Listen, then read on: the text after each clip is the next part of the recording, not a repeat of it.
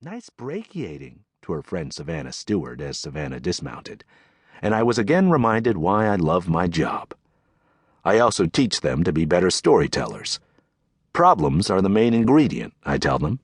At the beginning of each term, I tell them to create a character and then give him 5 problems in 1 page. Just before the first recess bell rang, I collected their papers and encouraged them to go outside and play at triple their normal intensity. "When this storm hits," I told them, "it's going to be the end of everything we know and love." This was a game we played. I'd make a dubious proclamation, and their job was to show some skepticism, to investigate, to question adults, especially their teachers. We all glanced out the window, as if the sky might tell us how much time we had left.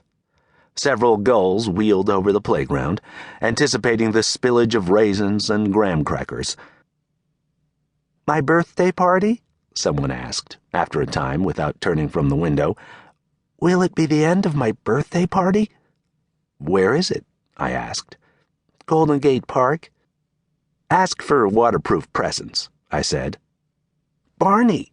Kevin asked. "Will it be the end of Barney?" Kevin's mythical dog Barney was a frequent topic. He was an ingenious creation, standing in for actual beings when our classroom conversations had to touch upon the personal, the uncomfortable.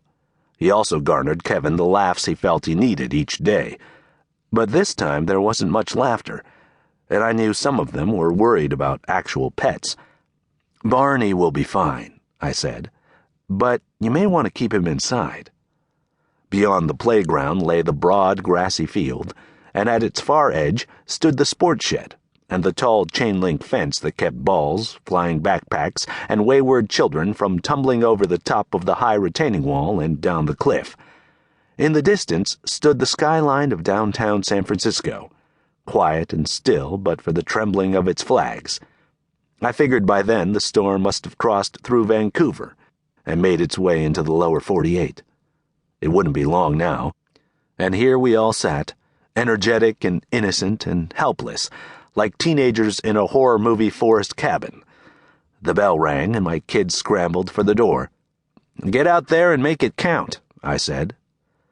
I kept to my room through the recess break, and through lunch and the second recess as well, declining the first day back after break faculty reunion in the lounge. I tended to avoid the place on days like this. It was always too busy, too full of energy, too noisy with accounts of exotic vacations. For a bunch of public servants, my fellow teachers managed to do a lot of island hopping and helicopter skiing. 4 of them, 3 women and Mr. Benson, who taught first grade, were married to investment bankers. I did have quite a bit of work to do in my room as well, lesson plans and organization for the Chinese New Year/Valentine's Day phase of the teaching calendar.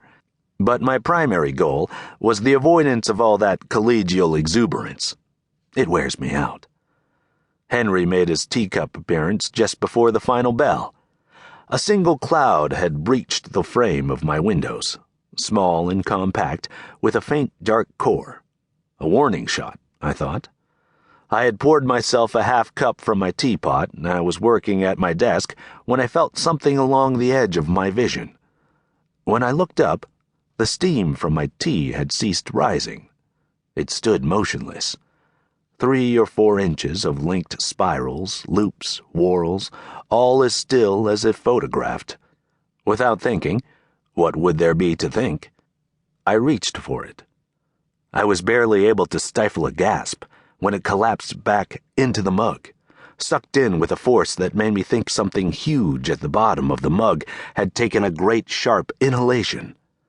I leaned over and looked inside, and there they were, the 4 of them, standing at a railing. I suppose I would have blinked or rubbed my eyes or looked around the room in a weak attempt to make sense of it. I don't remember. Somehow the room vanished from around me, the chair from beneath me.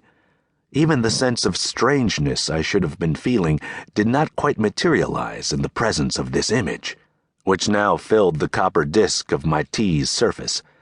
It was actually Henry's mother that struck me most at the time. She stood over her children, her arms around their shoulders like the eaves of a home.